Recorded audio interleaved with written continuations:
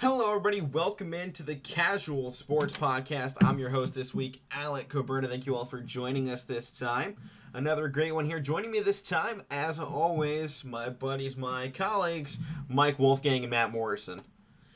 If you want to check out the show on YouTube, Spotify, Anchor, anywhere else, Instagram, Twitter, just type in Casual Sports Report. We're the number one thing that pops up. We're number one everywhere in your hearts and on the field. So we got another great show and set for you guys. Hopefully you all enjoy. Let's start things off with some NFL. So the schedules have officially been released. And sitting at the top of the strength of schedule, the Pittsburgh Steelers, .574 leads the league, with Baltimore in second, Chicago in third. What are you guys thinking of the strength of schedules that came out? Pittsburgh, yeah. I mean, if we can repeat just what we did last season, which is very doubtful because this is going to be a hard season. I'd just be happy to get out with a winning record. But we're definitely going to try and prove people wrong this year by, winning a lot of these games. I'm not saying you have to win them all. I mean, it's going to be you're going to lose a couple, but if we get a, winning record, I mean, people are going to be like, hey, Pittsburgh is the real deal. This is a statement year. And even the Ravens too, with Lamar Jackson, this will finally be like a really big test for him to see if he can make it or, not make it in the NFL. This will be a big test for a lot of the teams. Yeah, I mean, strength of schedule stuff, like, it's something to look at. I mean, I'm not going to say it's not important, but it's not a huge deal to me because you still have to go play and actually beat these teams. Like, Dallas, I see, has their lowest in terms of strength and schedule, so they're second, I mean, in terms of weakest. So, I mean, they've had that the last few years, and look how bad they've been. Well, I believe Dallas was actually a little bit higher last year, and they just kind of crapped the bed. But Philly down at 32, Dallas at 31, and that kind of division's looking like they might see a little bit of hope here this season with that easier strength of schedule. But yeah, Mike, as you were saying, you still got to go beat these teams, and it's the NFL. These are the best athletes in the world. You're not going to get an easy bye just because the team is like 0-11. Yeah, but professionals. That's why they got drafted. Right, but as Matt was saying too, with Pittsburgh, a big statement season, Tomlin's still never been below 500 in a season. So if he can continue his streak of that, even with an aging Big Ben, a crippled O-line, a questionable wide receiver core, he still has the strong defense, which is probably what he's going to build off of and sit on that defense, rely on them a lot more and see what Ben can do. Perhaps we see Dwayne Haskins get moved into that rotation at some point as well, as they're trying to wean off Ben if they're getting, if they're up lane or they're down big at the end of a game or close to it, second half, they're like, we need a spark. Throw in one of their backups. They have a few, so try and play with something. You got to start looking towards the future. Maybe we see like the Drew Brees, Taysom Hill type thing going on. Taysom Hill came in for a couple plays for Drew Brees. Maybe we see that with Haskins. I mean, yeah, that could be something to look out for. I mean, possibly. Yeah. Obviously, Haskins not really the mobile type that Taysom Hill is, but I could see something like it. A few other notable mentions up at the top of the strength of schedule. Chicago, rookie Justin Fields going to have to get some work in there. They got the third hardest. Green Bay with the question mark of Aaron Rodgers. They've already had like 3 other quarterback signings in the past 2 weeks because they don't know what's going on with Rodgers. Yeah, they got Blake Bortles on a 1-year deal, and they have the 4th hardest strength of schedule. I think if there's an early start to the season and it's down bad, I mean, Green Bay might just pull Aaron Rodgers. I mean, he's been causing so much trouble in the locker room. Could you imagine we just get in like 5 weeks if they're just like 2-3 or 1-4 or something, and they just pull the plug on Rodgers in like what could be his final season with them, or just in football in general? I mean, kind of a question mark there. And I was even going, because you brought up the Bears there, Alec, about them going with Justin Fields. Matt Nagy said today that they're planning on going with Andy Dalton to start the season. So well, yeah, I mean, that's who they're going to go to start the season. Obviously, they have the rookie Justin Fields. He's in a great spot to sit behind a guy like Dalton, who was on the Bengals, had a playoff run, has been the backup, has gotten thrown into that role down in the Cowboys, then coming in for injured Dak Prescott and getting injured himself. He's gone through a lot of things in his career, and if Justin Fields is smart, which we're pretty sure that he is, he will pick apart that mind of Andy Dalton and just learn a lot of things. He's in a great spot there. But I'm interested to see if Chicago, like Green Bay, is off to a slow start. How soon do they pull in Justin Fields? How soon do they say, all right, Andy Dalton, we want to get to this young guy some snaps and start building towards our future a little bit too. So I'm interested to see what they decide to do with that. And what are they going to do with they still have Nick Foles on the roster. I mean, they're paying this guy, he's got like a $24 million contract. Well, what are they going to do with Foles? Right. It's a lot of big questions here. But I think this is the best situation Chicago could be in right now. They have 3 starting caliber quarterbacks. 2 of them with playoffs, 1 of them with a Super Bowl. I mean, they have a great quarterback room. It's just, do they have the pieces around those quarterbacks to actually let them be able to throw the ball? We've seen Chicago's offense just be so stagnant in recent years. I mean, they've just been so slow and unable to score points, and they've had phenomenal defenses year after year, but you see it like halfway through the game, and then once they got past that halfway mark of the season, now we have a longer season. The defense is so exhausted from those first 8 weeks from trying to fight to stay in those games, they completely fall apart too, and then they just start getting hammered in the last half of the schedule because their defense is tired, their offense couldn't score to begin with, and they just start kind of falling apart. So I mean, we'll see if the reinvigorated quarterback room can help this team, but they still need a solid O-line. Their wide receivers have to catch the ball. That's the biggest part of it. Do they have guys that can catch the ball? Obviously, they have some pretty good wide receivers in Chicago, but we've never really seen them with a quarterback that can get it to them all the time consistently. And we still don't know if Dalton and Foles and Fields can do that here in the Chicago offense and the Chicago weather. Because keep in mind, Chicago also a very windy city. It's called the Windy City for a reason, and it's right up there on the right on the lake, and they get some nice breezes coming across. I've been outside of the Soldier Field, and it was windy the whole time I was in Chicago, the 2 times I've been there. And, the wind swirls around in these big stadiums, and it kind of creates that feel like, man, if you don't have a super strong arm quarterback who can really zip it in there, you don't know if he's going to be able to get it to his guy or not. So, I mean, that's part of it too. Obviously, Dalton played in Cincinnati. Cincinnati, not the windiest of places. It's a pretty calm area. Obviously, they've all played besides Fields in Chicago at some point in their career in a game. But at the same time, what can you do there 9 weeks out of the year? Yeah, and you mentioned they have a pretty good wide receiver core. Allen Robinson. Hopefully, he'll stay around. And their running backs are good. David Montgomery's good, and if they bring Tyreek Cohen, who should be coming back. He was injured last season, but he's a flashy run back as well. Yeah, so they have pieces. Yeah, they got a lot of pieces, and they're a team to look out for if they can ever get that offense going. If they can just get that offense going, their defense is one of the best. I mean, they were in the playoffs last year. Right. Yeah. Khalil Mack, Roquan Smith, these guys are these guys are great players. Future Hall of Famers. Right, and it's kind of like what we've been talking about with Pittsburgh. If Pittsburgh's offense can get things going, like they weren't able to in the last half of the season, they were great offensively and defensively in the first half, and then we saw it last half, the offense kind of fell apart. Chicago they're kind of on a similar pace this season with Pittsburgh. Can their offense do anything to help the defense? Because both teams have fantastic defenses, and the question mark isn't on the defensive side. It's all offensive.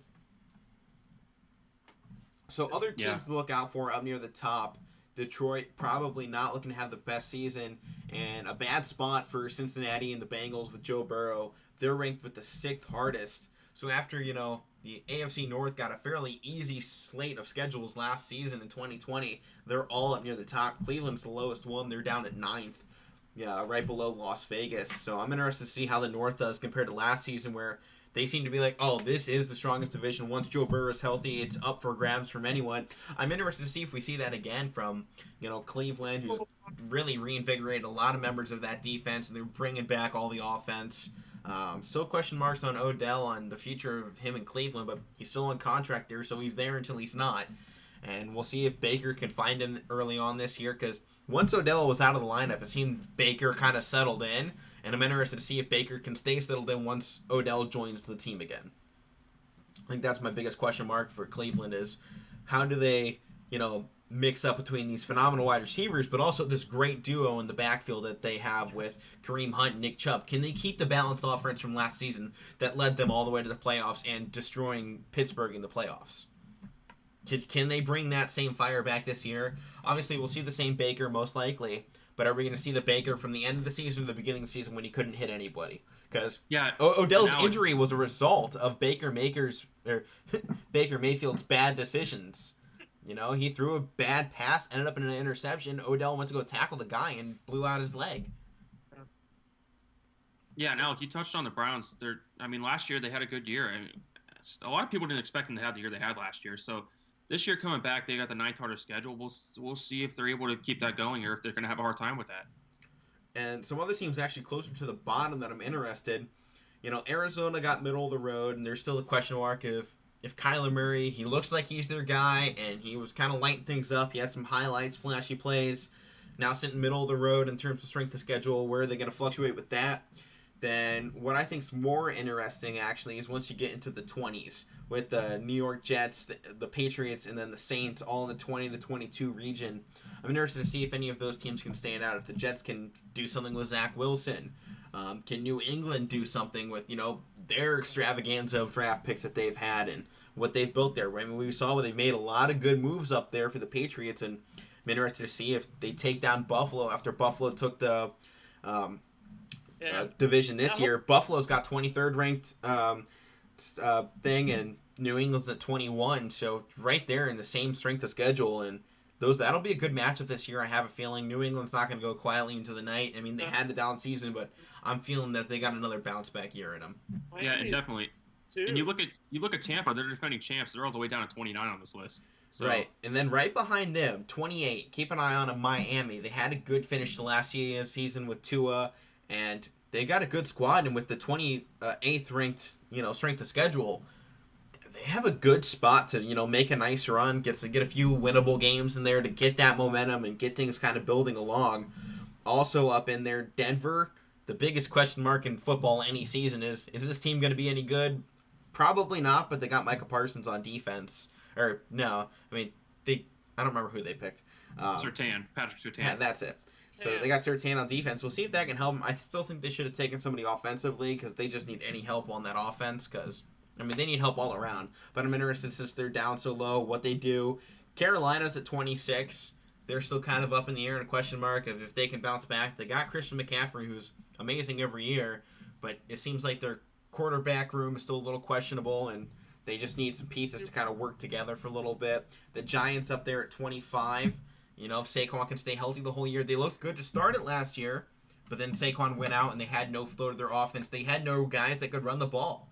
And Daniel Jones had the longest run of the season and fell before the end zone, which was hilarious. Yeah, that was funny. They gave him the week, too. I think we all would have fallen in that situation, but it was still hilarious to look back on. But Giants with the 25, that's a good spot. The NFC East has a few teams in this region that are just kind of in the lower half, like the AFC North was. And there's a lot of young guys, a lot of young talent, and quite a few experienced veterans on these teams that, if they can work together, especially with the Giants and Dallas, those are probably the two biggest teams to look for in the NFC East. If these teams can actually start working and get something going, I could see a good matchup and a good record at the end of the season. Yeah, definitely.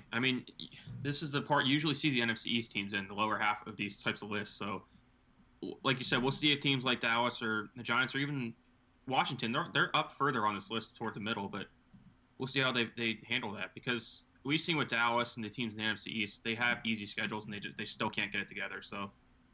They ripped each other apart last year in what probably were their most winnable games. There was just no separation between them. They didn't even have a winning record until the end of the season. Hopefully we see the real deal of Prescott coming back, and I saw some workout videos with Zeke. He's looking to maybe have a pretty big bounce back year. They can just get those guys going. They have a good receiver core. You have Amari Cooper. I forget the other guys they have. But they have a decent team. Their defense is questionable, but they just added Micah Parsons. This team, can very well do good. They just have to figure it out. That's all. That's all they have to do. I mean, you look at them like I think they, other than their opening game against Tampa, weeks 10 through or 2 through 10, they all of those games are against losing teams from last year. But those teams include the Patriots, which you can never count the Patriots out, no matter who they have. The Falcons are on that list. I know the Falcons weren't good last year, but they picked up Kyle Pitts, and they have a good offense. So, yeah, I mean, based off of last year, their records, but these teams have changed since then, and it doesn't. You have to go out and play, like we said. Right, and as Matt was trying to say there, they still have Matt Ryan at quarterback, who's an experienced guy and can still deliver the ball. We'll see if he can still get it to his guys with the same zip on it this year. We don't know how much longer Matt Ryan has, but we've seen no move from the Falcons to acquire a new quarterback to replace him. So seems like they're going to continue rolling with Matt Ryan at quarterback. So I guess with the addition of Kyle Pitts, they obviously got rid of their big star tight end who got signed by the Browns on a massive contract. I mean, now they get this tight end who's phenomenal and kind of a freak athlete. Well, I guess we'll just have to see how that works out. I mean, Kyle Pitts is a once-in-a-generation type guy, potentially. He's been touted as the next Gronk, just a massive beast who's got a fantastic speed and hands of a god. I mean, we'll see what he can do with Atlanta's offense.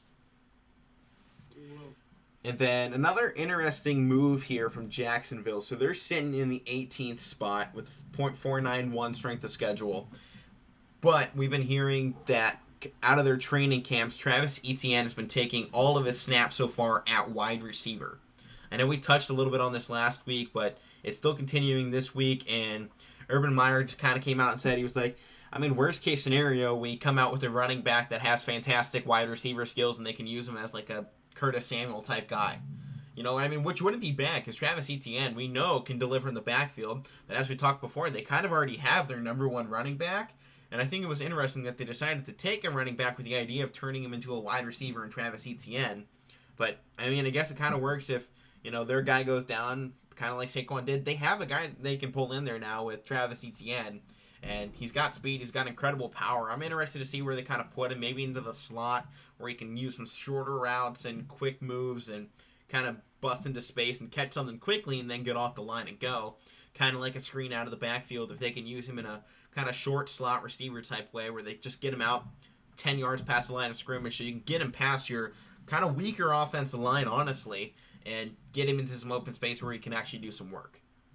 I mean, since Urban Meyer's been there, he's kind of made a few questionable moves here. He likes changing people positions, and bringing Tebow in, he's never played tight end before, and Etienne, he could play wide receiver. Maybe that's what they drafted him for. Like you said, they have enough running backs, so. They still haven't signed Tebow yet, but yeah. it's very likely that they're going to. But. Yeah, there's been a lot of question marks. They're going to bring him on as potentially a third-string tight end, so he really wouldn't see the field much. But what's been kind of come out is he'd be coming in as like a locker room leader. He's just kind of that guy that brings a certain aura around him, and I think that's what Urban Meyer's looking for from him. Not necessarily a guy to actually play, but there's been a lot of controversy in the past 2 weeks about this whole Tebow situation and why is this guy getting a job and not other people that have been kind of pushed out of the league for a while now that have been kind of question marks and things like that. We won't mention too many names, but Colin Kaepernick does come to mind every time someone gets signed who's kind of questionable, because it's just like every time you go to the comments on Instagram, Twitter, Facebook, you see, oh, Tebow's going to get signed by the Jags, and everyone says, oh, what about Kaepernick? I'm like, well, what about Kaepernick? He's been out of the league for how many years now? Obviously, he still has some skill. We've seen him, but he turns down contracts and doesn't show up for the NFL's workouts that they, scheduled for him. He didn't like the format, so he didn't show up. Just because you don't comply with your work's policies doesn't mean you could ignore them. He ignored him, and he's kind of been given the cold shoulder because of it. Definitely, I agree. He's obviously a great quarterback, but and even with go ahead. Oh, he's a great quarterback, but if you don't comply with your work's rules, they kind of can do whatever you want. I understand it's a very open league and it's open to all this media coverage and everything, but at the end of the day, it's still a business, and a boss still gets to make whatever decision they feel is right for their company, and in this case, the companies are the teams themselves. These are massive money makers, and they're run just like a business. If you're going to cause issues, if you're going to cause controversy, you're not a valuable part of this team anymore. It doesn't matter if you are the best member of this team. If you cause this much controversy and issues in the locker rooms and all of this other bad publicity, companies don't want you there, and that's not just sports. That's any company. Yeah, definitely. Even with Tebow, like the other question mark of the Jags being interested in him is, they're concerned, or people are concerned that if he comes in and plays tight end, he might take a spot from a younger player. Well, my take on that is he's never played tight end before.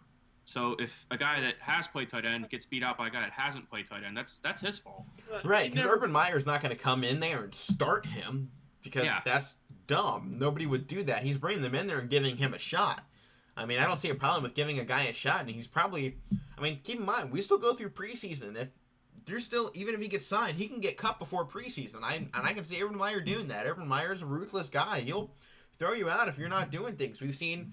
When he was at Ohio State in Florida, mainly at Ohio State, since when the transfer portals really started taking off, is guys were going out all the time because even they were 5-star prospects in high school, they transferred out and you never heard of them again. He finds, the talent. He finds the prospects. And if you're not good enough for his team, you're gone. You don't get played. You don't see the field. And as Mike, you're just saying, if this rookie gets beat out by, 30-year-old Tim Tebow, the baseball player, was average in baseball and bad at quarterback in the Jets. Right. He never played baseball, though, before either, except in high school or something. He came out and he did okay. He almost made pictures. Yeah, so Tebow has one official attempted catch in the NFL, and it hit off his helmet. So, I mean, granted, the throw was from Mark Sanchez, so count that as you will. And, I mean, Tebow wasn't even turned around when that happened. The ball was thrown, and it hits him in the helmet, and he turns around. It was terribly drawn up, and it was the Jets, so what can you expect? Yeah. All right, we're going to move things along here from the NFL. We'll talk more of that as we get farther into the offseason and getting up towards preseason. We'll see what kind of starters are if Tebow gets signed. We'll kind of start seeing where rookies are going to fall into some of these lineups once we get to preseason. But now we're going to go on to some playoffs. The NHL had their first games last night on Sunday, I believe it was. And Matt, you want to take us away from here? Yep, Mike, I know you're going to have some comments. Yeah, I know we were talking about before the show, but you want to start off with our Pittsburgh Penguins. They played a really good game yesterday, like we talked about it, but they couldn't close it out in overtime. I've talked to a couple of people. I wasn't able to watch the game. I heard some Tristan Jarry wasn't right where he needed to be.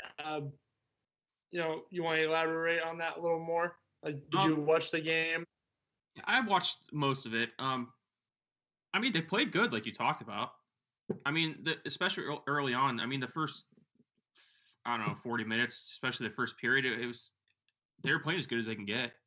New York just hung in there, and the score was never it was always close. So there was no margin of error for either team. But I don't know. That game went into overtime. Then there was another game that went into overtime too. Out of three games yesterday that went into overtime. So in terms of the Penguins, though, I mean, I'm not worried about it, Matt. Most of the time, they usually do lose game one. I mean, whether they win the series or not, but that's usually tend to do. It is just one game, so they guess it's a long series. They got 3 more games. They got to win 4 in a row. They got to win. That's the goal. They got to win 4 games, I think. But it's just one loss. They just got to come back and bounce back. They played a tough game. It just didn't come out in the end. They had everybody that needed to play good played good for the most part. But that's it. We can move. Game 2 is tomorrow. So, I mean, something I want to see them do is just build on their solid starts and solid play. Like they played good in game 1. Now, even though you lost, let's build on it. I mean, you still have your core. You still have the young guys that are supporting them. So they got the experience, obviously, and like I said, it's at least half the time they lose game one of a series, and they usually come back. If they don't, we'll see. But I'm not worried about game one yesterday. Me either. But we can move on. I wanted to start off with the Penguins, but let's get back, around the other NHL teams. The Capitals and Bruins faced off again on Saturday in their first game, and that was another overtime game. The Capitals came out on that one 3-2 in overtime. I'm going to come out and say it. The bias is going to go a little way here. I don't like either of these teams very much at all. I can't stand Washington, can't stand the Bruins. But which is why I didn't want to play for Pittsburgh. I didn't want to play either of these teams. I'd rather have them play each other and duke it out and, take one of each other out. And then because one of these teams is going to be very depleted because they're both very physical teams.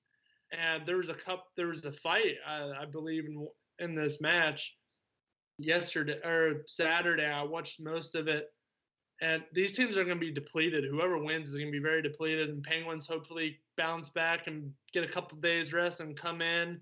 And even if it's New York, they're going to get a depleted team, and they should come in and hopefully have the upper hand, maybe.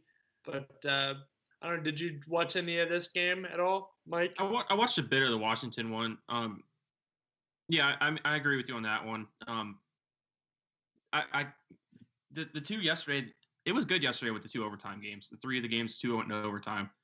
That was good to see. With which one was it? The Golden Knights won their game, Minnesota beat them. Minnesota, we'll get to that one. I'm gonna save that one for one of the last ones. But, and then the other one did not go into overtime. Tampa Bay took care of Florida. Yeah. I want to talk about that game too. I watched the end of that game, but I want to talk about this real quick. The Canucks played the Oilers. The Canucks beat them easily 4-1. It was Edmonton hasn't been in the playoffs for a while. Vancouver's been around. Vancouver's a pretty good team. I do believe that I'm not making any. Usually don't make any predictions, but I do believe Vancouver or the Canucks will advance. Edmonton is, they're good, but they're not there yet. They have good players, especially, they have one that, they have one of the best players in the game. I forget his name at the moment. One of the best, but you can't remember it. Come on. Oh, Connor McDavid, one of the fastest players in the game. He's going to be he's one of the top players in the NHL, Connor McDavid. They have guys to help them win. They just got to, work together and, hopefully maybe they will come back and win the series, but, maybe not.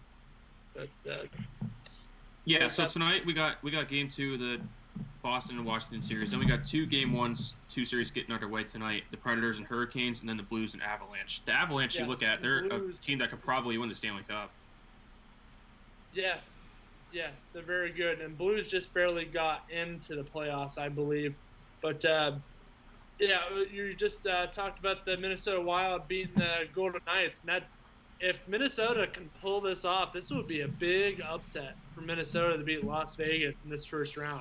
And that's something I want to see, I mean, hasn't Vegas been one of the highest ranked teams all season? I mean, they've been kind of a favorite going into the Stanley Cup. It's kind of like what Columbus did a few years ago to upset. I don't remember who it was in that first round upset, but we've seen it before. The top seeds going down. Yes. Yeah, we saw it a couple years ago. Columbus came in and took out Tampa Bay. Yeah, that's who it was. Just like that, they swept them. Right. And you'll see it. It's a playoffs. Some teams that are on top all season just fall apart. And it's not always just falling apart. Sometimes it's just matchups. Some teams just have a matchup over you, even if they're not better than you. They just have the right matchups that can, beat you in a 4-game series. And sometimes it's as simple as that. But speaking of the Lightning, that's one team you can't count out. They're the defending Stanley Cup champions. They already took game one against the Panthers 5-4. So they, a pretty high-scoring offense and interesting matchup. This series is going to be an interesting series to watch. I watched this game. I caught the last 10 minutes of it last night.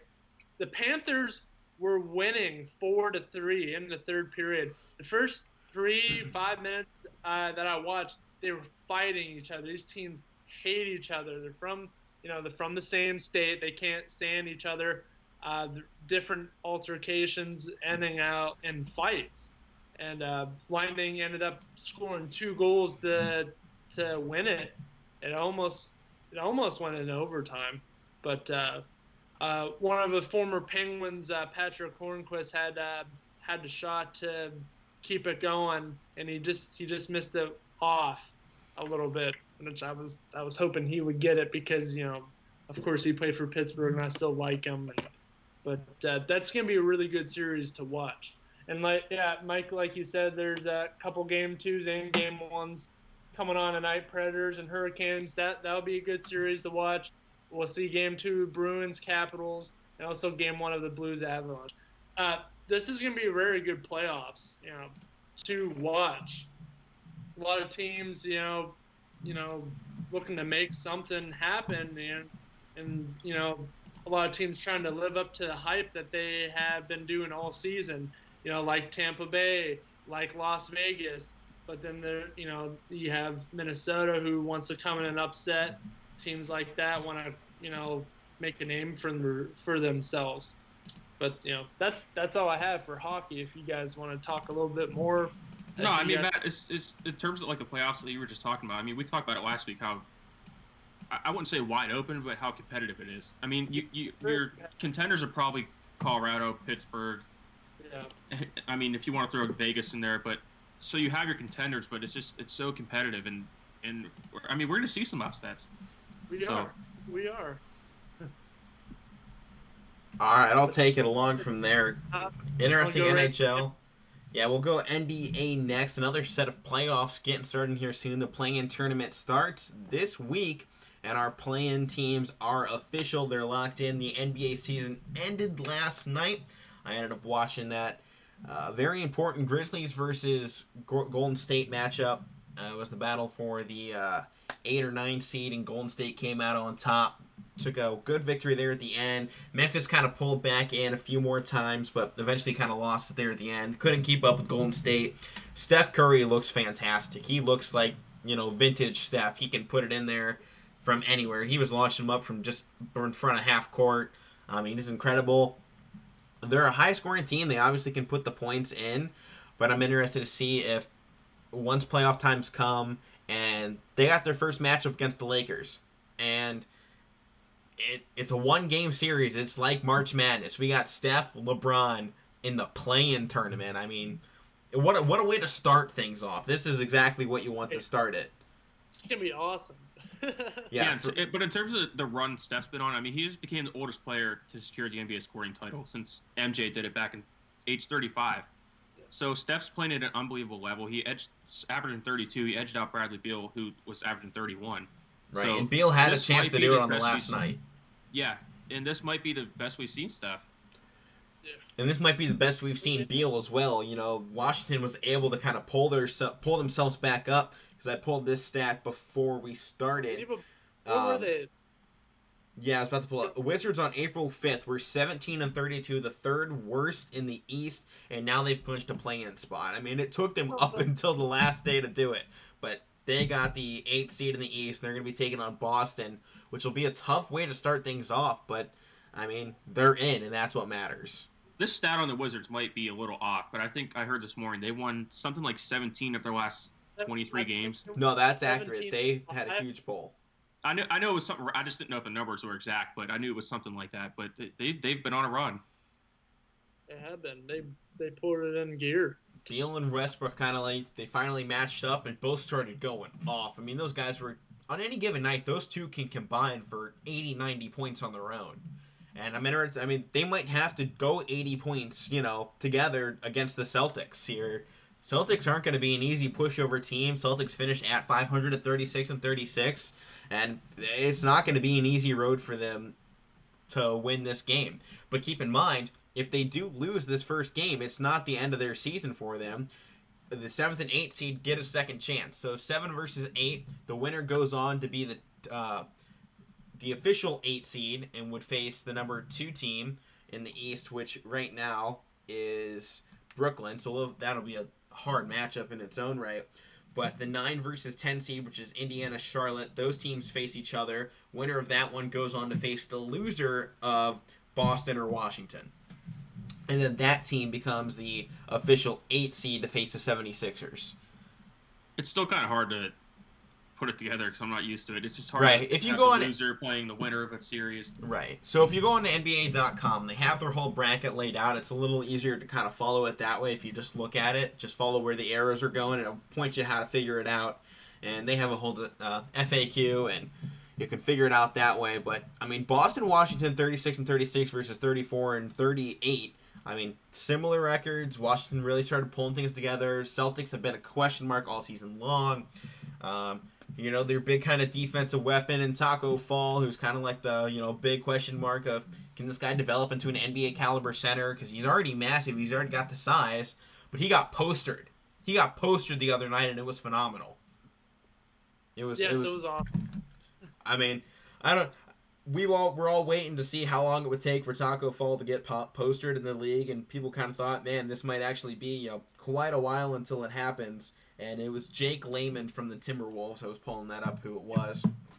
And, I mean, he got up. He, one step jumped right up over Taco Fall. It was some impressive hops.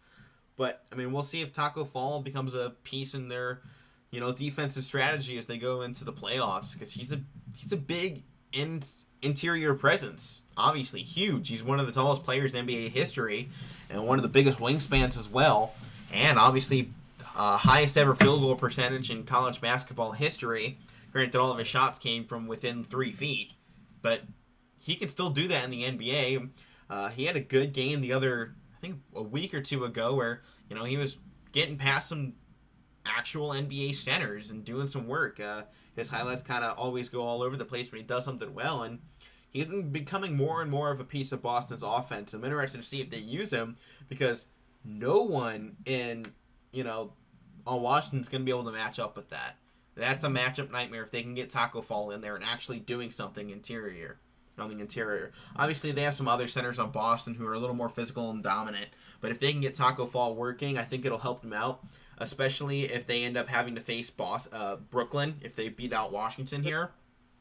They need somebody to go up against KD, and even though Taco Fall's a little slower, that reach is going to help him a lot. KD is unstoppable. But they need someone to potentially become a matchup, and I think the height of Taco Fall might get rid of maybe 4 to 5 points of KD, but every point counts in a playoff series. Yep. Yeah, I mean, we even talked about last week how disappointing the Celtics have been being in the play-in tournament, but I mean, they have injuries, but do you look at this if they don't at least get out of the play-in tournament, maybe it could be the end of Brad Stevens? I think it's the end of Brown Stevens. I think it's the end of Jason Tatum, Jaylen Brown. I think it's a whole tear apart the system. It didn't work. Restart. Trade these guys for more draft picks because they can get some quality first rounders out of Jason Tatum and Jaylen Brown. I mean, those guys have a lot of talent.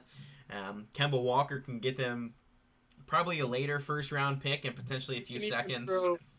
You can even throw Marcus Smart in there too. I bet you Marcus Smart. Either a late first or a few seconds. I mean, they have a lot of picks that they can get out of these guys, and they already have a boatload of picks in their pocket already. But I think if they don't at least if they can't beat Brooklyn in the first round, I think it's the end of Brad Stevens. Yeah, I can kind of see that happening. I've talked about on the show before. I mean, we've been waiting for the Celtics to take off under Brad Stevens. They just haven't gotten over the hump. I mean, he's one of the best young coaches, but he just kind of hasn't been able to put it together when it counts the most. Because he's led into some great seasons, but he's also had fantastic pieces that should have gone farther. He's a great coach. I'm not taking anything away from him, but it's just we're waiting on him and the Celtics to take this next step, and it just hasn't happened under him. Exactly. I mean, they've had so many pieces come in there. They've had fantastic draft picks with Tatum, Brown, Carson Edwards, who really hasn't seen any action, Taco Fall, who was the fan favorite and a great pick. And we're still waiting for them to start gluing together. But other matchups here in the East, we'll talk West here in a minute. East 76ers obviously will take on the 7-8 loser or the 9-10 winner, depending on how that one works out. And New York secured the 4th seed, a fantastic season for them, just edging out Atlanta for the 4th and 5th seed, and that'll be the kind of the big matchup to start things off. Yeah. Atlanta with Trae Young, New York with Julius Randle, and just that young core that they start putting together. Atlanta has a young core of their own, and I think that's pretty much the biggest kind of surprise matchup that we have going into this is New York versus Atlanta for the 4 or 5. And I think that'll just be where two teams kind of start butting together, and really we see someone come out on top, and potentially this is a matchup we see for the next 5-10 years. Yeah, and Alec, you even touched on the young core for both teams. I mean, whichever team comes out of this, say it's the Knicks that come out, or like how far do you think they could challenge? I think they play the Sixers after that. Do you think they can keep it a close series with them, or even the Hawks? I mean, I think they both keep it a close series, but I think 76ers right now, most dominant team in the East. I mean, Brooklyn finally started to kind of get hot, but you saw Brooklyn even the end of the season against the Cavs last night. There were times obviously it was the Cavs in the final game of the season, so it didn't matter too much because 76ers are already secured the 1st seed. There were times it didn't seem like they had the right flow. Obviously, they took a big win against the Cavs, but there were just times their star players didn't look like stars. I mean, KD was kind of weak most of the game. He put up some good numbers, but took an elbow to the face barely and got Colin Sexton ejected. Oh man! And Matt didn't like the call. Seriously, keep in mind though, before Sexton got ejected, the Cavs were hanging around. Like right. you were talking about, Alex. So it was kind of a close game before he got thrown out. And that would have been kind of a big upset to the end of the season too, going right into the playoffs. They beat him twice earlier in the season. Right, and that's kind of like obviously Brooklyn's a different team than the last time we faced them. But watching this Brooklyn team, and there hasn't been too many chances, unless you have NBA's League Pass, to see a team that's not your own hometown team. Like here in Cleveland, unless something's on ESPN or ABC, which it really hasn't been, everything's been on League Pass and local networks for some reason this season. And there's been almost no opportunity to see these out-of-market teams. So while I've been talking 76ers, New York, and Atlanta, I haven't seen any of them besides what they've done in Cleveland. Because none of it's really been on TV. I mean, sometimes we'll get a late-night Lakers game on or whatever's going on in the West in the late-night games. Like, luckily they had the Golden State-Memphis game on. But I'm interested to see come playoff times, what does this look like for TV scheduling? Because that's also a big part of this is, what does it look like once we get to playoff time and, no one's really able to watch anything. But, so we can only see so much of these teams from highlights and whatnot. So obviously Brooklyn's got the flashy highlights. They had a fantastic one series against the Cavs yesterday with a fantastic steal, throw behind the back pass, alley-oop off the board to slam it down. I mean, it was fantastic to watch, and as a basketball fan, I don't care who it is, it looks great when that happens. But it's just one of those things. Like from what I've seen from Brooklyn when they've played Cleveland, they don't look like a championship team, and I feel like whoever Brooklyn ends up facing, they'll then have to go take on, if they win, they'll have to take on Milwaukee or Miami. Miami is a great team, and Milwaukee's even better, and I think potentially Milwaukee could pull off a win against Brooklyn, but right now 76ers, I think, are still my favorites to take it out of the East. I think New York, Atlanta makes it a difficult series for them, but I still feel like Sixers edge it out in probably 5-6 games, but I think some close games. The one series I'm looking at, I think the Heat can take down the Bucks. Yeah. They did it last year. They seem to have the Bucks number. Yeah, they do. No, playing good. No more Oladipo though. They still have Jimmy B. This is the guy that got them to the finals last year, pretty much with that young core too. Duncan Robinson and Tyler Herro. They're back. What do you guys think? Do you think they can make that run again? Alec, you seem to be sold on the Sixers. I was sold on Miami last year. I picked them to go to the finals. I was right with my pick. This year, though, Victor Oladipo will miss the end of this season and the rest of next season after a quadricep surgery. They're also retiring their Miami Vice blue and pink jerseys, and that was heart crushing to me, and that's why I'm no longer sold on Miami. I don't like those.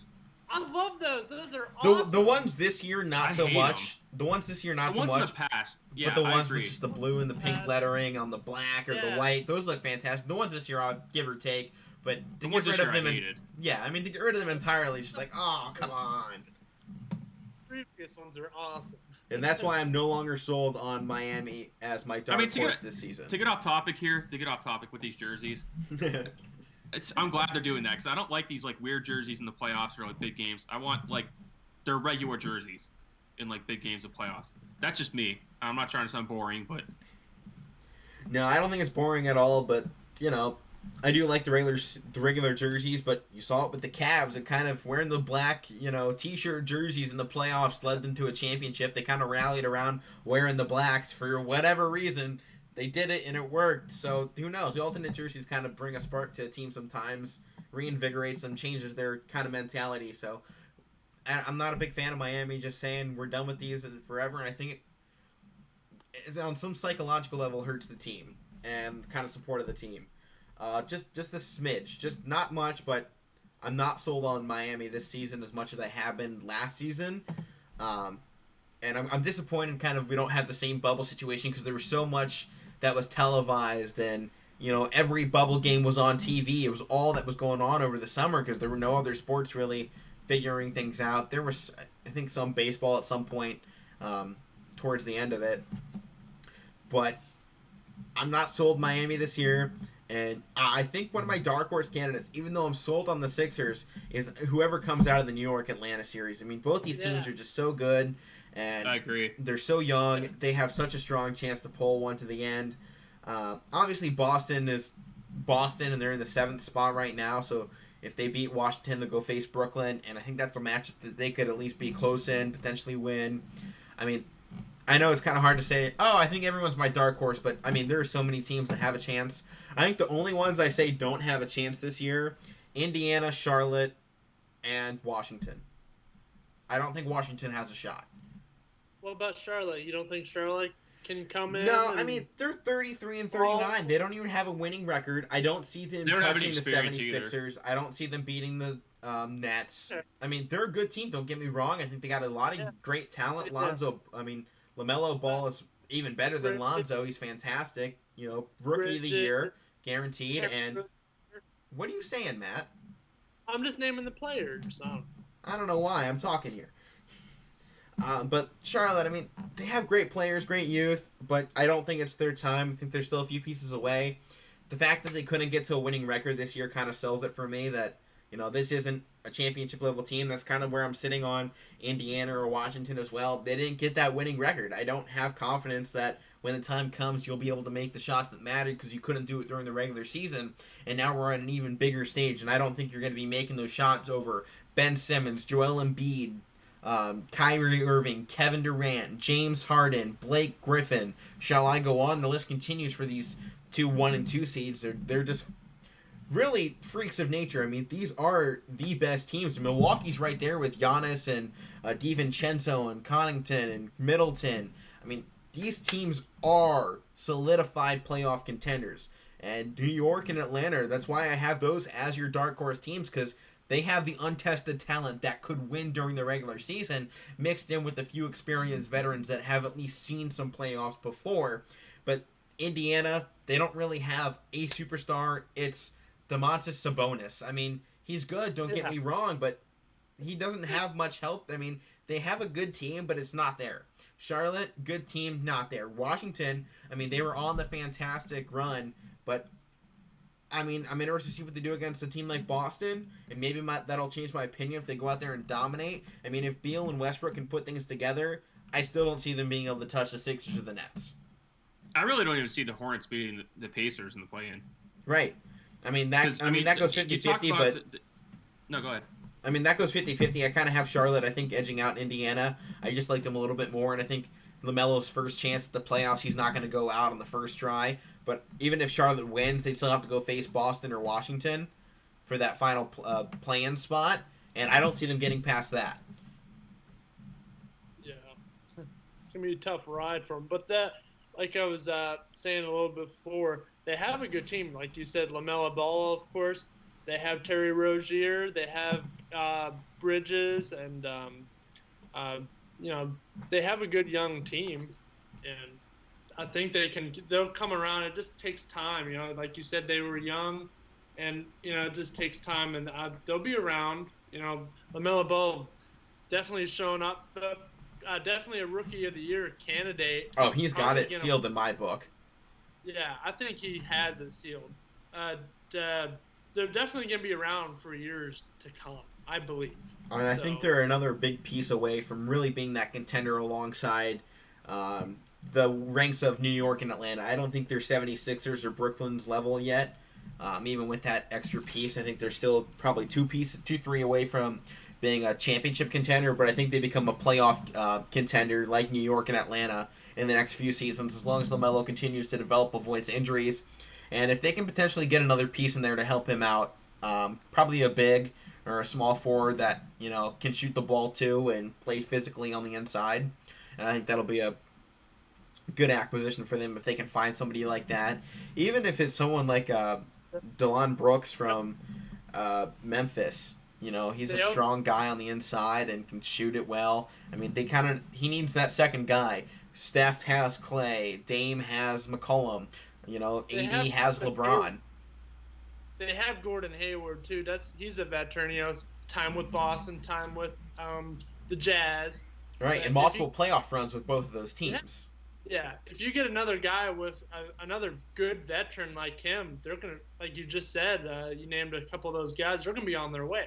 They'll be a pretty good team to play. They should have some cap space coming up in this offseason, and we don't know who's going to be free agents just yet, who's going to hit the market, but I think that could be an interesting turn of who really comes out and who do we see going different places, because there's word Kristaps Porzingis won't be in Dallas much longer. We'll see what happens if they can make a playoff run or not with or without him in there, but there's just been rumors all season long they want to get rid of him. If Porzingis goes on a free agent market, that's a big player that Charlotte could capitalize on.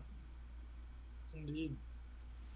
So in terms of like these play-in teams, do you see any of them once they get into the playoffs that can make noise or challenge one of the top seeds in each conference? In the East, not a chance. In the West, for sure. I'll tell you what, if Golden State ends up playing Utah, I don't know if I'd pick them to beat Utah, but that'll be interesting because Donovan Mitchell is still a question mark, and Steph's on a roll, so that's one to keep an eye on. I think very easily the 7 and 8 teams can beat the 1 and 2s out in the West. Spurs with DeMar DeRozan, who has plenty of playoff experience, with Toronto. It's funny you say San Antonio because they're the one team in the West that I don't think will do anything. I think Memphis is going to destroy them in the first play-in game, and I think Memphis will probably will 100% lose to either the Lakers or Golden State.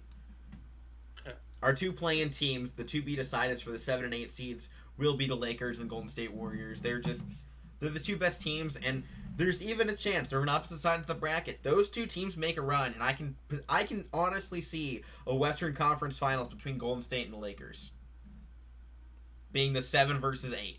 It's out there. I don't know, Alec. You last week on the show, you kind of convinced me that. I mean, the Warriors can, but I don't know if they can because we talked about their bench last week. Yeah, it's not. That's great. the biggest question mark. But I mean, if they make a big play against the Lakers and take that one and become the 7th seed, they take on Phoenix, who. Fantastic team, 51 win season. But keep in mind, they're 39 and 33. Even the 5th seed was only 42 and 30, which is the same record as the Lakers.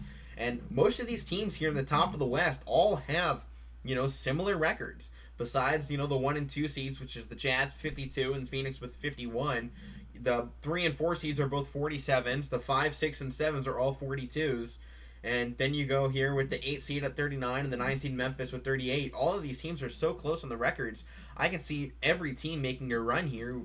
And that's why I see Lakers or Golden State could pull the upset very easily in round 1 against the Jazz and Suns.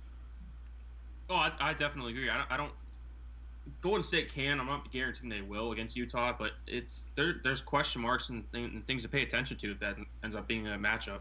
But, with LeBron and AD both healthy, playoff LeBron is fantastic. And playoff AD, I think, might even be better than playoff LeBron at times. Because we saw him last season in the bubble dominate.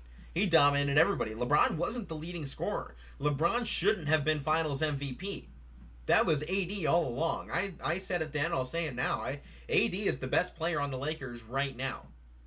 Maybe not, all time. He's not obviously the best between LeBron and AD. But at this moment. At the moment, AD plays better than LeBron. He's more consistent. He flows better with the offense. He's better defensively. He shoots better. He's better at the free throw line. He can dunk better. He's more athletic now. I mean, LeBron is old. There's no moving that away from him. LeBron still is great at all those things. But I think AD has finally overtaken LeBron as the number one guy on this team. And, I mean, he's shown that. He has led the team in points every year he's been on it. That's not LeBron's spot anymore. LeBron has finally been able to kind of move out of that star, number one guy. He doesn't have to be the leading scorer, and he's flourished in his passing game. And his rebounding and his defense has improved a little bit, but we haven't seen him, recently because he's been injured. He came back. They looked phenomenal, great going to the playoffs. And, I mean, we'll see what they do against Golden State. Golden State has always been LeBron's Achilles heel. I mean, he got the one victory against him in the playoffs, but that's it. I mean, he got the one, fantastic one. Fantastic one, but... You had to go through you-know-what and back to get it. Right. But, I mean, even if he loses that first run to Golden State, which I don't see LeBron doing, obviously he hasn't ever lost in the first round of the playoffs, so I don't see him losing in a play-in tournament for it, although he's been very outspoken against it. So, I mean, we can see if that affects his mentality, just kind of a bitter, sore attitude going into it, but that doesn't seem much like LeBron. We'll see if he kind of goes back into that zero dark 30 that I always talks about when he goes to playoffs. Kicks himself off social media, keeps himself kind of away from the public, and isolates himself with his team and goes to work. We'll see if he does that again and potentially, go on a run. But I see him beating Golden State first round. They take the 7th seed against Phoenix. And LeBron and AD, I think, would be the perfect matchup against a team like Phoenix. I see them taking that one. Then they'd either face Denver or Portland, and I can see them taking that, too, to go to the Western Conference Finals. Yes, I believe that, too. I was listening to you, but are you wearing Ohio State socks? Yes, I am.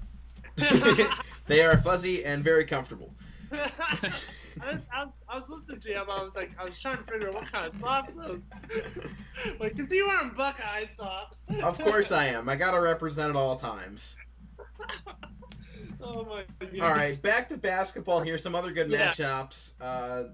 Kind of an unhurt team this season. Obviously, they're great. The 4th seed Los Angeles Clippers. They're a 47-win team. They're taking on the 5th seed Dallas, who's a 42-win team. And these are good matchups, but I kind of see Dallas slipping a little bit here towards the end of the season. They had some good games, and I think they're a great team. But with the controversy we've had inside the locker room, Doncic obviously is great. But we don't really know about Porzingis and how that whole situation is working. They've made it this far, but I think they fall to the Clippers. I think the Clippers take that one. Then we have Denver versus Portland. And Portland obviously great, but they always fail in the playoffs. That's why I got Denver taking this 3-6 matchup. Portland never does anything in the playoffs. They're fantastic. Matt's talked about it time and time again on this show, and Dame, it's his time. He needs to do it now or never, but I think it's never for Dame in Portland. I think Dame's time is up, and Denver, I think, takes this one in the first round. They did just beat Denver pretty handfully last night, but, that was regular season. Now it's postseason. I mean... And that was a game Denver didn't have to win. It was a game Portland needed to win to avoid falling down, because if Portland had lost that game, they would have been facing Golden State as the 7th seed in the play-in tournament, because the Lakers won last night. They would have become the 6th seed if Portland had lost. Yeah. So that was a game Portland had to win. It was a game Denver didn't care about. Yeah. They'll be ready. They had their spot clinched. Yeah.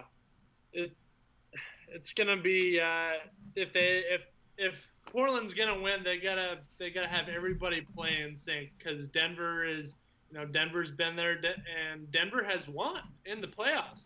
I believe they almost made it last year, right? Yeah, they were up last year, right? They were in the conference finals last year, weren't they? Were they in conference finals? Yeah, I believe so. But so, I mean, they're gonna have their hands full. Does Denver still have Jamal Murray? Is he back? Or is he still hurt? Let me check on Jamal real quick. I believe he's out for a while. I thought he was out for a season, so. They still have Jokic. I mean, Portland. I mean, we talked about him last week. We talked about the players they have. He's still out indefinitely. He's still out indefinitely. Yeah. they still had, Carmelo. We've seen Carmelo come and play pretty good. Um, especially in the playoffs too. We've seen Carmelo in the playoffs a couple of times a while ago. We've seen how dominant he is. He can come out and play, and he's not the only player that is good on that team. Of course, Dame. They have McCollum, and even their big guys.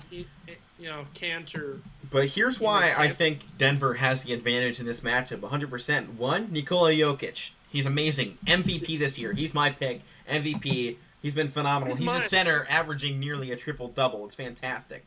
Obviously, Jamal Murray, kind of the big, knock. He's out. They still have Michael Porter Jr., who's been great. Aaron Gordon, a fantastic power forward in the league for years. He made the move over to Denver. He got out of Orlando after, they had the good playoff time last year in the bubble, and they were playing in their hometown.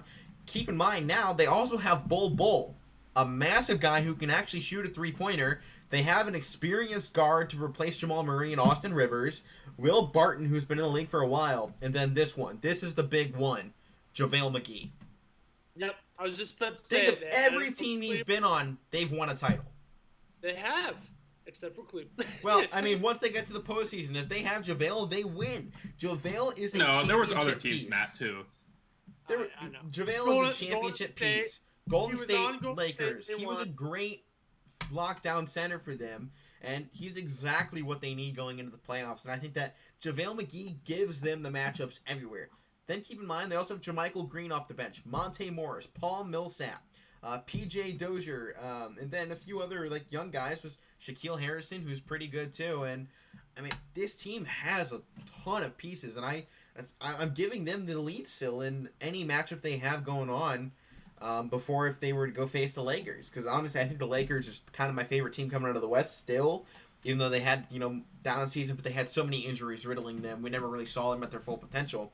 They kind of have a similar question mark to Brooklyn, who halfway through the season, who pulled themselves together and are now a 2 seed in the East, which is where the Lakers probably should have been. So Lakers still my favorite, but I think Denver not only beats Portland, I think they pull off a sweep. You can go sweep. I'm gonna go sweep on Denver over Portland. I gotta give Portland one game. I mean, they have good players. They have good players, but they've had great players. They've had fantastic players. They've had some of the best rosters. They've had some of the best matchups. They've been some of the highest seeds. It hasn't mattered.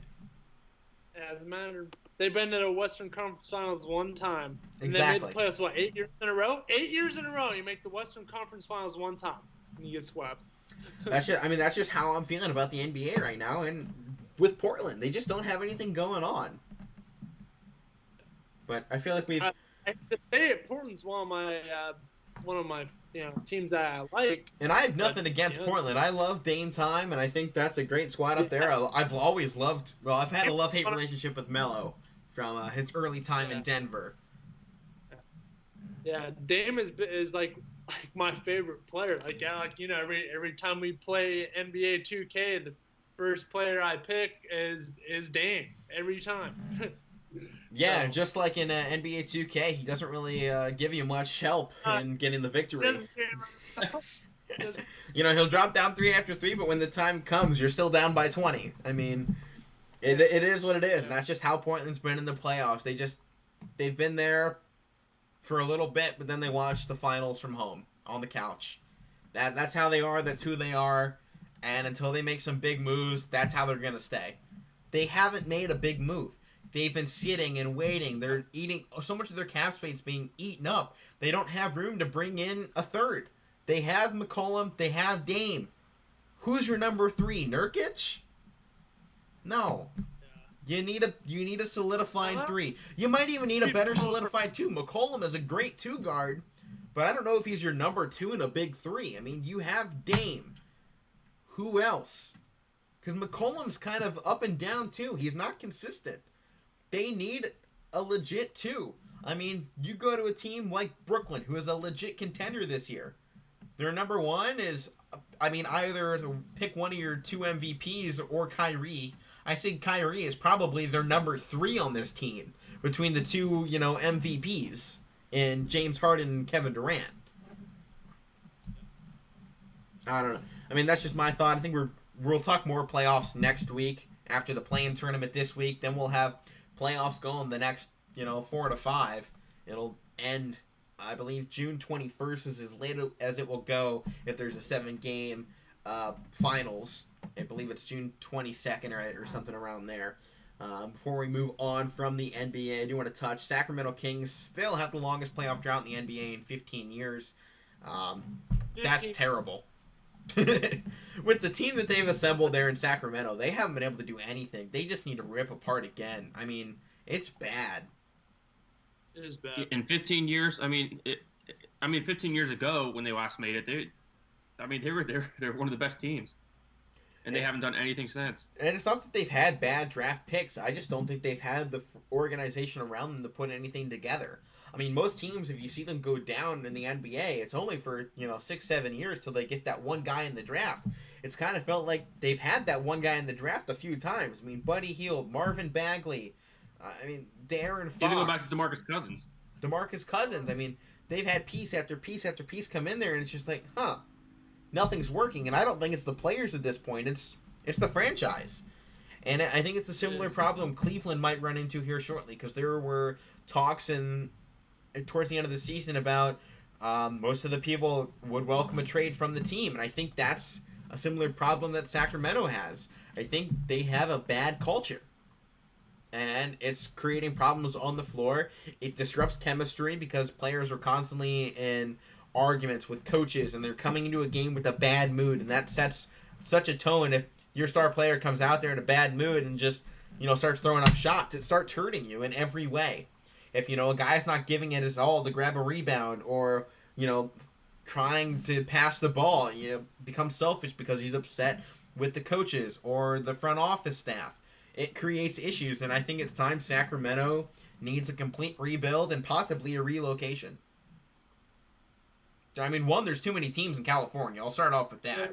And there's not enough teams in Seattle. Every sport, too. I mean, there's how many baseball teams? They have too many sports teams in general. Right.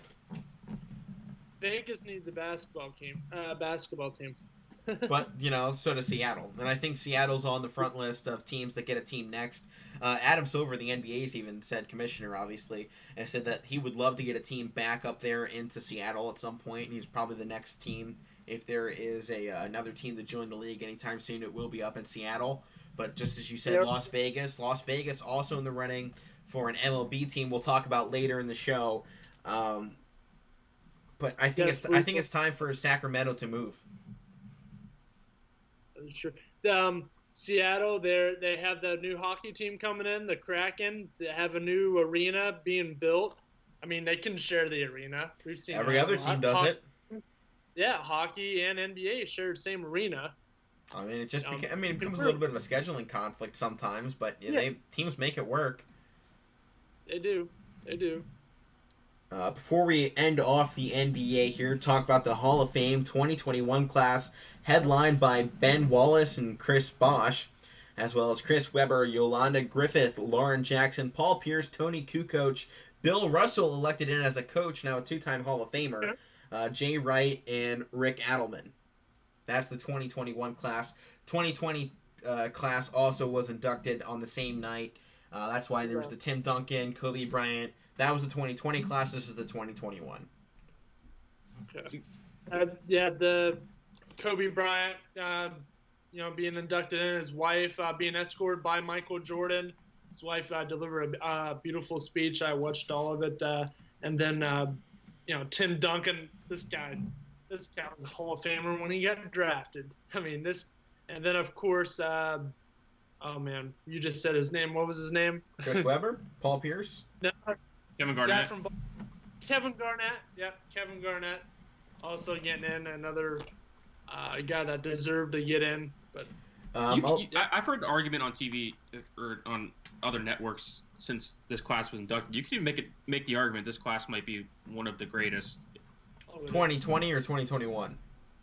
Actually, even both of them, but 2020 because we're talking about 2020. But okay. I mean, between the three guys we just touched on, the three guys that are headlined by this class, you got 11 championships, all the All-Star. Kobe made the All-Star team 18 times. Tim Duncan, you talked about how dominant he was. It might edge out Michael Jordan, John Stockton, and David Robinson, that class. I think that does. And I think a 3-on-3 matchup, Kobe's squad takes that. Yeah. I think so. But, don't count out this 2021 class. Ben Wallace, Chris Bosh, and Chris Webber, all fantastic players. And then, Paul Pierce and Bill Russell, as the coach. I mean, not even as a player. He's now a 2-time Hall of Famer. And even the coach be Rick Adelman, too. He was a great coach. Right. But all credit to the women inducted this year with Yolanda Griffith and Lauren Jackson. I don't really know too much about the WNBA, so I'm not going to say anything there. But I've heard a lot of question marks on the Tony Kukoc. People are like, why is he in the Hall of Fame? The only thing he did was over in Europe. But granted, this isn't the NBA's Hall of Fame. This is Basketball Hall of Fame, the Joe Naismith Basketball Hall of Fame. So it's basketball anywhere, not just the NBA for those of you wondering. Yeah, and Kukoc had a great career overseas, and he even had a solid career with the Bulls. So yeah, Kukoc had a huge role with the Bulls, especially in the year where Michael Jordan wasn't even there. Kukoc stepped up, and everyone's argument is Kukoc is nothing without Jordan. No, he played great when Jordan retired, though. Great. Not great, but solid. I mean, yeah, but there's been a lot of solid basketball players. We're not going to, send Kevin Love to the Hall of Fame for being a solid third guy on the Cavs. He'll be in the Cavs Hall of Fame, but he won't be in basketball. But as you said, though, it's not based on just NBA, though. Right. And I think Kukoc probably got in mostly because of his time in Europe. Because, he was one of the top prospects in Europe for a while before he came over. He was. All right, so let's take it out of the NBA. We will talk more in the coming weeks and the coming month. And I'm sure once we even get past the NBA championship, we got the NBA draft right after that. So more basketball to come here in the next few months. And we'll take it quickly over to college football. The FCS championship was yesterday. Sam Houston defeated South Dakota State in the FCS championship to win their first title. It was both teams' first appearance, and it was a great game. And it came down to the last minute. Sam Houston took the lead with 16 seconds left on a quick little touchdown. They took the lead, missed the extra point. They were leading at 23-21. And then the kickoff happened. South Dakota State got up to, I think it was around the 40. They get one big play. They move up to the 47-yard line opposite side. And from there was 4 seconds left. They just needed a big play to get them in field goal range. They couldn't get it done. Sam Houston wins the game as time expires for South Dakota State's season. It was great. Sam Houston's first title in FCS history. I take it you guys didn't watch it, but Sam Houston also finished with an undefeated 10-0 season. I did not watch this game. I did not watch it. I did know about it, though, but I was going to check the score, forgot about it, but I didn't have to because you sent me the score anyways. But I didn't forgot it was even on that. I was checking through my phone and I saw a highlight. I was like, oh shoot, it's on. So I caught it second half and it was like, oh wow, this one's kind of pulling away. South Dakota. I don't know why I keep saying San Diego State. South Dakota State was up 21-7, and then Sam Houston pulled it together in the second half and took home the victory. Yeah, it's not over too. It's to that final tick. But hats off to Sam Houston. Getting their first title. I did kind of want to see South Dakota State maybe get it. We've seen them play. We went to a couple of the YSU games that they played. South Dakota State. And they have the best colored helmets in football. Oh yeah. Oh yeah. South Dakota State blue is amazing. Oh, it's beautiful. I'd like to get a car color in that blue. I just want South Dakota State helmet blue on everything now. It's fantastic. I love it. I want to paint my room now. I want to anything. I love Ohio State and I love my scarlet and gray, but it doesn't shine like that blue of South Dakota. Woo! With the yellow face mask too. Oh yeah, it's so clean. I love we go from championships to colors. I love it here on the Casual Sports Podcast. We're keeping it casual, baby. Now we're going to move it back. I just want to touch on that quickly in college football. There was some stuff going on with Ohio State this past week. We aren't going to touch on that because if you want to look up into it, look up Ohio State. There was a therapist doing some things. Nothing was marked as illegal, but the therapist has since been fired, and that thing's going on. You can read into that on your own. We're not going to touch it here on the show. It's a bit some sensitive stuff, so we're not touching it here. No. Agreed. All right, so Major League Baseball, I wanted to focus real quick. Kind of the big thing I was talking about last week with Cleveland in the series coming up. I said the ones to watch were against the Cubs and Seattle. They took the series against the Cubs. They looked fantastic. I was like, wow, this is exactly what I wanted to see out of them. But then they dropped 3 out of 4 games to Seattle, and it didn't really look like the same team we just saw against the Cubs. And I was really disappointed the whole time. Indians still in second, but Chicago took a big lead out there in the AL Central.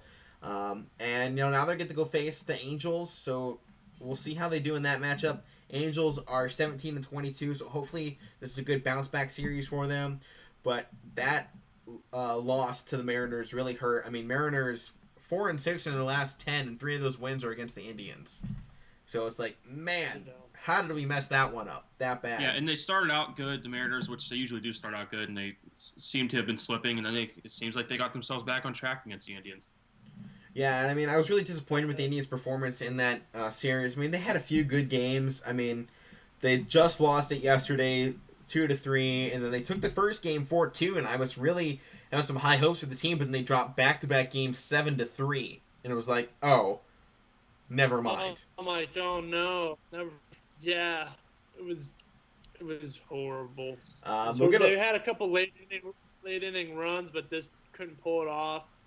They leave bases loaded too many times and don't score. They did it yesterday when I was watching. They don't score when they have men on. But, they have to work on that. They have a great next 3 series coming up and a real chance for some easy wins. They have Angels, Tigers, Twins. 3 of the lower, seeded teams right now in baseball. They should be able to collect a decent bit of wins out of this. Yeah. And then they have to play Toronto after they have to play Detroit, and even Toronto. That should be an easy series. And then they gotta go play Chicago.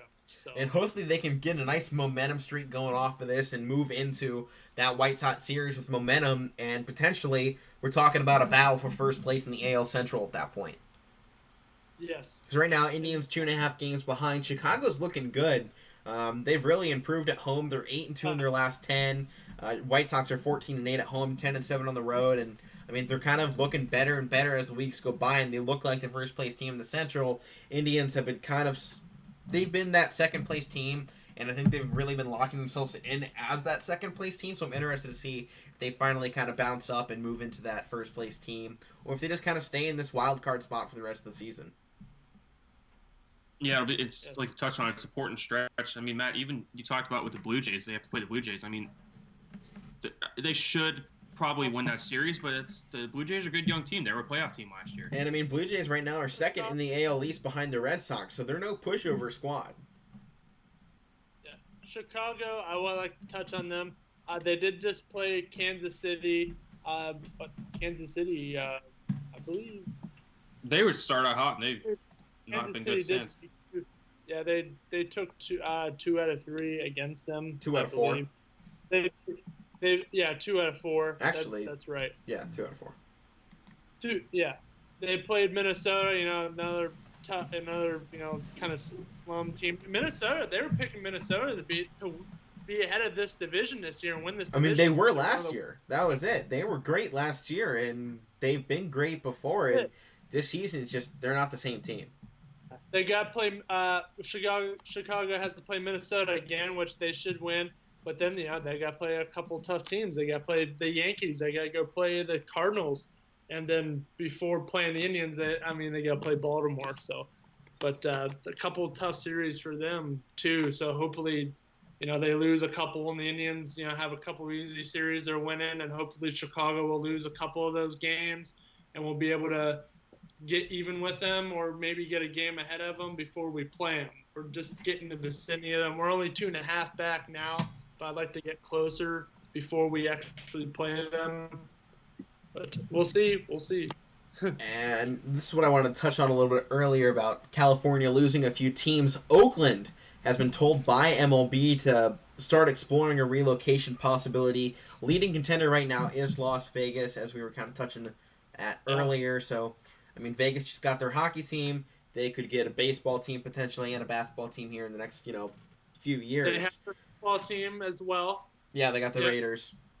The Raiders came from Oakland, and it would just make sense if, the A's, who are also from Oakland, would go to Vegas. But Oakland now has already lost one team with the Raiders. They could lose a second. Then they also lost the Golden State Warriors, who used to play in Oakland.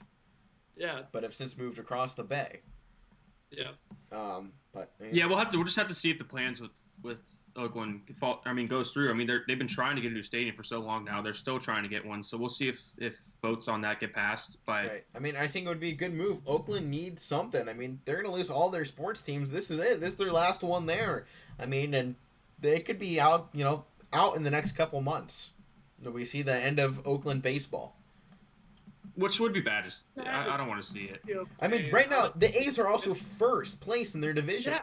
They're first in the AL West, and they're looking like a great team. And it's like, this team's really going to move after a fantastic season like this? And it's just kind of mind-boggling. It's like, why wouldn't Oakland be actually trying to do something to keep this team around? Yeah, and like you said, Matt, they're the Oakland A's. I mean, that's what everybody knows them by.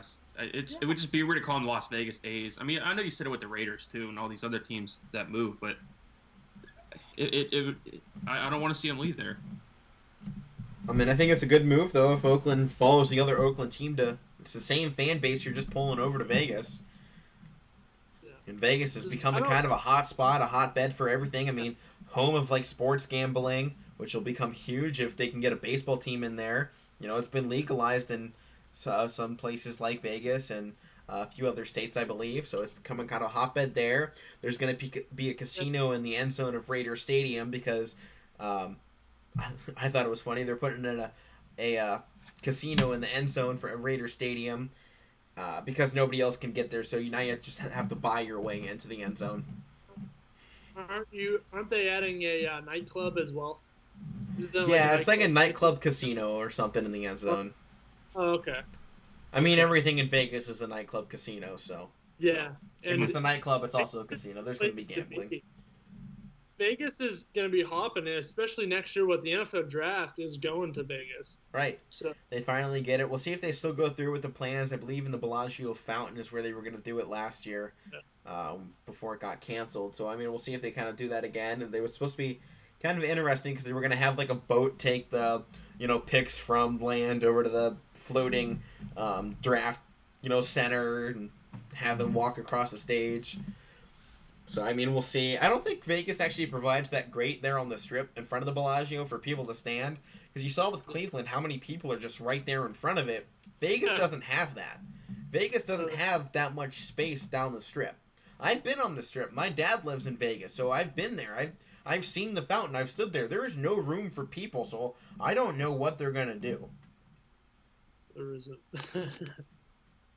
So that's where my thoughts were on Las Vegas and Oakland. I hope Oakland stays there because I've always been a fan of the A's. Me too. I think back in T-ball or coach pitch, my team was Copley Athletics, which is where I'm from. We had the same uniforms and everything. We just stole the MLB teams, and we were the Oakland A's. And ever since then, I've been kind of the Athletics. And then I watched Moneyball, and I was like, the Athletics, baby. I've always kind of liked them. Yeah, I like their colors. Back to the colors again. Somebody came up, huh? Back to the colors again. Here we go. I like the colors. That's a big thing with sports teams. I would wear an A's hat, even though I don't, the Indians are my team, I'd wear an A's hat or something, just because I like the colors. It's the same color scheme as Green Bay, so Packers. Yeah. And I have a Packers hat already, so. I mean, they're both green and yellow, Matt. It's the same shade of green as well. I don't like the Packers, though, so. Matt's a Packers hater. He's not a cheesehead. That's why I gave you the hat. Hey, man, I got a free hat and a free jersey out of that, so I'm not going to complain.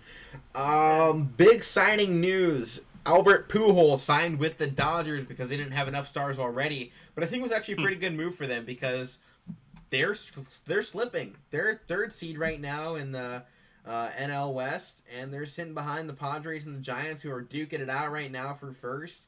And I mean, they're not really there right now. Dodgers are going to have a series upcoming against the Giants. They actually have two coming up before the end of the month here. And obviously they won't face San Diego for quite some time, I believe. But I think it was a good move by them. They needed a hitter there. Pujols is a guaranteed Hall of Famer, and I think he's a good move for them to bring in. And I hope he can actually provide them some offense and potentially create a more lethal NL West. Because I think it could create a great matchup as we get into the summer to see the Padres-Dodgers duke it out. I think it's another 3 series they have this season. That could be great. I mean, even up against the Giants, right now that 1, 2, 3 spot still up for grabs, and I think that was a great move to do it. They're 5-5 in their last 10.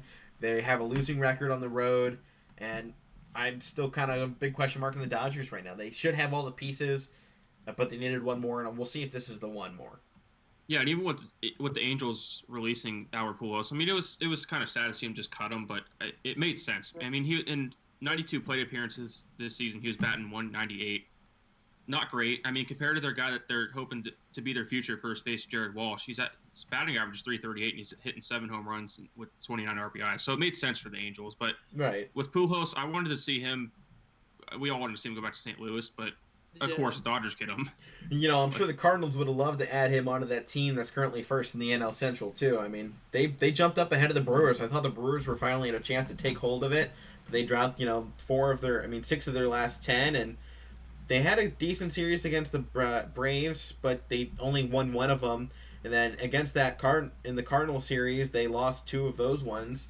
So they just really haven't been able to take hold of any series recently. I mean, they took 2 of 3 against the Marlins, but that goes back to May 9th. So Brewers kind of starting to slip. Reds popping back up in the Central after the Cubs' losses. And it's not too early. I mean, the Pirates are still in it, even though they're in 5th, 5.5 games back. If they can get a big run at some point, they can move up in that 2-3 spot. Maybe not 1 quite yet, but I mean, it's not far enough into the season to count any one team out. Besides maybe the Rockies. Colorado's almost 10 games back already to the Giants, Padres, Dodgers, and I find it very hard to believe that they can make that roll back.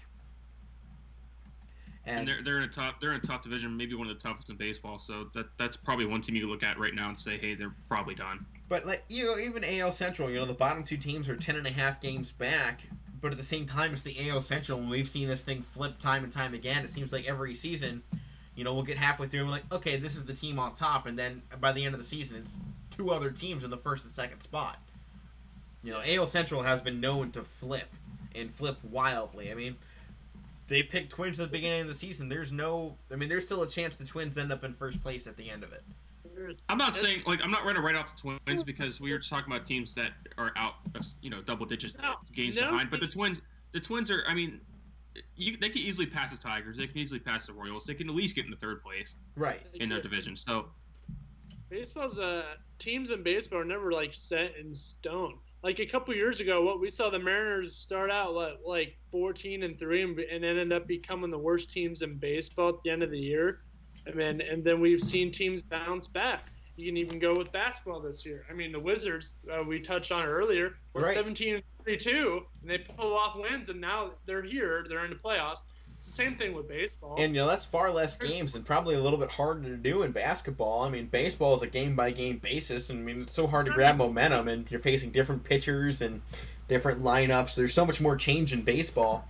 I mean, things can turn wildly in just a matter of days. It's still May. It's not even June yet. It's still early.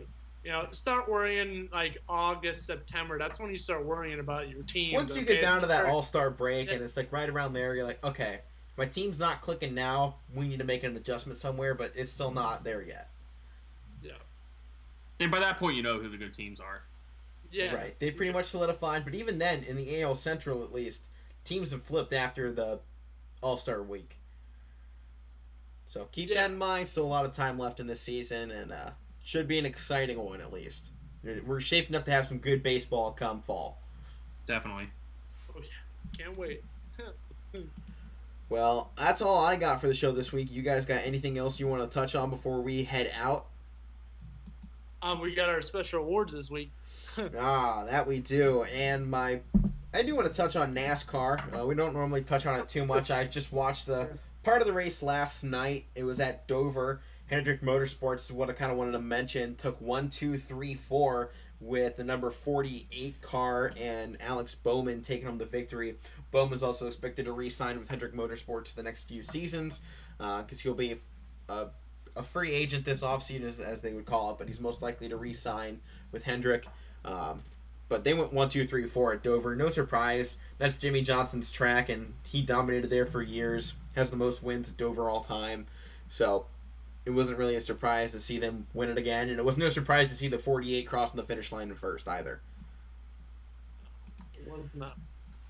Martin Truex already up to 3 wins though in the season. He's looking good. Not the points leader, but he is the wins leader right now. So we'll see how that continues as the year goes by, and we'll probably cover that a little bit closer once we get to playoff time. But we kind of like hockey. We kind of lay off a little bit till we get down to the final stretch, and then we kind of eat into it.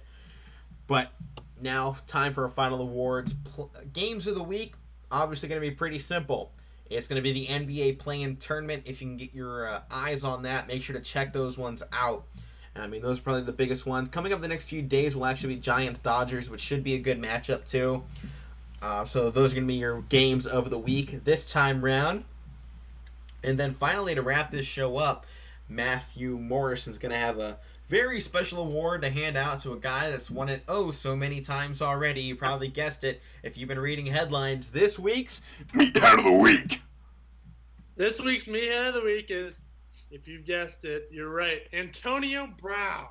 Welcome back into this, winning it once again. I think he's won 4 other times or something. We have to go back and check, but we've given it to him a lot. Antonio Brown is being sued for assault and battery after an altercation with a moving truck driver, a guy that's a blue-collar worker just trying to drive truck, and here comes this overpaid you-know-what meathead and want to start a fight with him? What in the world? What in the wide world of sports are you thinking, Antonio Brown? You just won a Super Bowl. And that's why this guy is going after him, because he just got a chunk of chain. Like, I'm going to sue him now, because he just won a Super Bowl. It would be the perfect time to sue him. And this is being actually added on to a lawsuit that was from the beginning of the year that he pleaded no contest to, so we'll see what the charges end up. And this is a criminal lawsuit, so this could be really bad for Antonio Brown. I mean, we've talked about AB before on the show, how we don't really think he should be in the league right now. He has too many off-the-field issues that need to be resolved before he should be allowed in a helmet, getting hit by other people. We've talked Josh Gordon, another guy that we've given me head of the week too. He's just like Josh Gordon. We don't hate you on the field. We hate what you've done off the field. Yeah, exactly. We think you need more help before you get back on the field again. It's not that we don't think you can play football right now. It's just you have other issues going on, and you shouldn't be on a field getting smacked around every week and contact like this. There's clearly a few issues going on with players like Gordon and Brown and probably a few others that we don't see too much of, at least in the media. I mean, there are serious issues that go on within football players' heads, and CTE, and even things that we have coming out now of former players that they keep looking into that they're finding out have had or had really bad cases of CTE that just kind of went undiagnosed or unlooked at because it's so hard to find until something goes bad and you lose a guy. I mean, this is more for the protection of the players rather than, the protection of the sport itself, because they're fantastic on the court and on the fields and things like that. But when you have this many off the field encounters and issues like this, there's clearly something else wrong. And I think that this goes beyond just Antonio Brown being meathead of the week. Obviously, he is the meathead for putting himself in these situations, but I think this also goes into the commissioner of the NFL, Roger Goodell, meathead of the month, meathead of the decade. He's allowed his players to go out there and put themselves in harm's way, and he hasn't done anything to protect those guys off the field. They've done stuff on the field with, new helmets and more rules, but what are you doing for these guys off the field? What does their healthcare systems look like? Their mental healthcare systems? What's going on? How are we helping these players outside of football? I think the NFL. I don't know if they do it now, but they should provide counseling for some of these guys. Like some of these guys actually need to sit down and talk to people. That These are still and maybe human that will beings at help. the end of the day. They may be millionaires and football Yeah. players and celebrities. They're still Right. people, and they're still all just having a lot of issues. And I think we've seen a lot of this mental health stuff come to the forefront of Yeah. conversation the past few years, mainly in the NBA. But I think it's time it really needs to start being brought up in the NFL. I believe that as well. I mean, this is sad to look at a guy like Antonio Brown, one of the best wide receivers, but he's kind of just becoming a problem. And Yeah. it's at his own fault, but at the same time, how much of this is his fault, and how much of this can we actually go and put on something like CTE or just any other undiagnosed or unreleased issue that he has? I mean, we're at a point. It's like, if this is happening this much, what's actually going on? And like you said, Alec, we normally see these types of situations with guys like off-field issues. It's more so in the NFL more than any other sport. Right. Yeah, it is. It is. But that's all I got. That's going to wrap up the show this week. Thank you all for tuning into the Casual Sports Podcast. I'm Alec Ritter. Joining me as always, Matthew Morrison and Michael Wolfgang. We will see you all next time. Make sure to check us out on TikTok, Instagram, Twitter, Facebook, YouTube, Spotify, Anchor, Google Podcasts, Apple Podcasts, Casual Sports Podcast, Casual Sports Report. Just look it up on the internet. We'll pop up. We'll be there. We'll be here as much as possible over the summer. Scheduling conflicts are going to come into play at some point. Hopefully we get this up to you every Wednesday, but don't expect the podcast to come. If you want to know when stuff is coming out, check on Twitter. That's where I'm at. To let you guys all know, it's at Casual Sports Rep. You can't fit the ORT into the username on Twitter, so it's Casual Sports Rep on there. Make sure to like, share, and subscribe this video if you're watching on YouTube, and just share it and do whatever you want on Anchor and any of the other podcasting sites. If you're listening to the audio version, we'll have a mix of audio and video versions going out this year, so make sure to stay tuned and keep listening to the Casual Sports Podcast. We always appreciate the support, and we'll see you all next time.